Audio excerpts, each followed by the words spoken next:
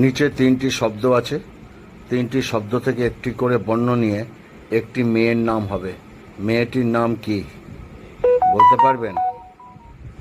নিচে তিনটি শব্দ আছে, তিনটি শব্দ থেকে একটি করে বর্ণ নিতে হবে এবং একটি মেয়ের নাম হবে।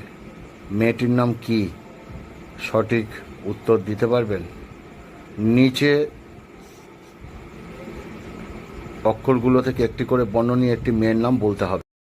নিচে তিনটি শব্দ আছে, তিনটি শব্দ থেকে একটি করে বর্ণ নিয়ে একটি মেয়ের নাম হবে।